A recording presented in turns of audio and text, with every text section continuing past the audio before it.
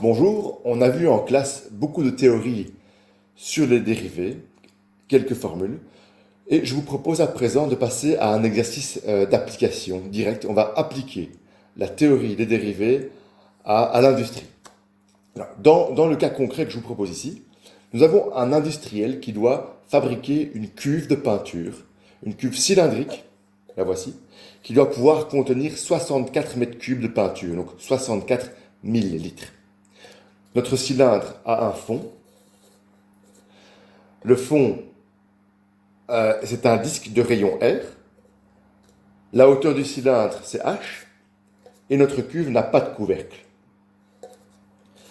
Elle est faite en acier. Le coût de fabrication de la paroi latérale du cylindre est de 300 € par mètre carré.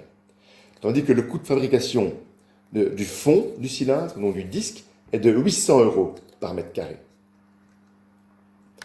Je vais vous demander d'aider l'industriel à calculer les dimensions de ce cylindre, donc la valeur de H et la valeur de R, afin de minimiser ses coûts de production. Vous savez que le grand challenge, le grand défi pour un industriel, c'est de maximiser ses bénéfices. Or, les bénéfices, ce sont ses revenus moins les coûts de production. Donc ici, il peut minimiser ses coûts de production, il augmente ses revenus.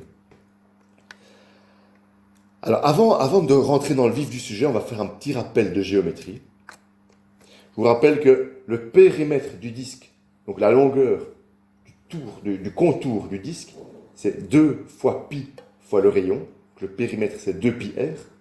L'aire du disque, donc sa surface en centimètres carrés ou en mètres carrés, c'est pi fois r au carré, pi r carré. Le volume d'un cylindre, c'est la surface de sa base fois sa hauteur, donc pi r carré fois h. Et la paroi latérale, elle est là. Hein. La paroi latérale, c'est quoi? Voilà, mon cylindre, il est ici. Si je le déroule, j'obtiens une feuille d'acier qui a une certaine surface. L'aire de la paroi latérale, c'est quoi? C'est... excusez-moi. Ça va être la longueur de cette paroi latérale, donc le périmètre de mon disque, fois la hauteur de mon cylindre. Hein? Vous voyez? Ici, ça c'est le périmètre du disque, et ça c'est la hauteur du cylindre. Donc, côté fois côté, et vous aurez la surface de la paroi latérale. Voilà, je pense qu'on a maintenant toutes les notions de base pour pouvoir démarrer. Je vais vous aider, on va fonctionner par étapes. Alors, la première étape, c'est l'étape A. Je vais vous demander d'établir la formule qui lie le volume de mon cylindre. Donc, pour rappel, c'est 64 mètres cubes, mais il y a une formule qui lie ce volume à la hauteur du cylindre et au rayon. Je vous laisse la développer.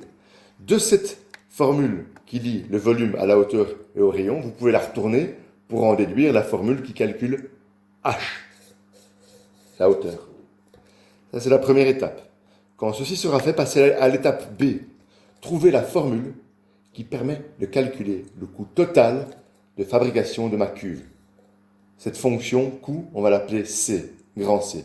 Elle sera composée de deux petites fonctions. Une première fonction qui est C fond, qui est le coût de fabrication du fond, et C paroi latérale, qui est le coût de fabrication de ma paroi latérale. Et bien sûr, le coût total, ce sera le coût de fabrication du fond plus le coût de fabrication de ma paroi latérale. Alors, remarquez que cette fonction coût total est une fonction qui comporte une variable, une inconnue. Ce ne sera pas x, cette fois-ci, ce sera r. Vous avez de l'habitude de travailler avec x, et bien cette fois-ci, ce sera r. L'inconnu, c'est grand R, le rayon de mon disque, ici. Une fois que ce sera fait, une fois que vous avez établi la fonction coût total de fabrication de mon cylindre, je vais vous demander de la dériver. Vous allez me dériver cette fonction par rapport à r. Donc d'habitude, on dérive par rapport à x, puisque c'est la variable. Ici, on va dériver par rapport à r, puisque r est notre variable, ou si vous préférez, notre inconnu. Et lorsque vous aurez trouvé la dérivée, sachez que lorsque cette dérivée est égale à 0, vous avez ici une équation, hein, la fonction C', ici C total prime, qui est la dérivée du coût total. Vous l'égalisez à 0, vous avez une équation avec un membre de gauche et un membre de droite. Le membre de droite vaut 0.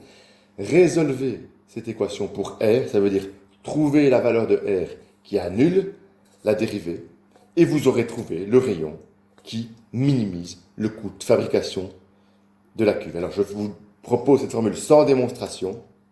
Hein. Vous allez devoir me croire sur parole ici.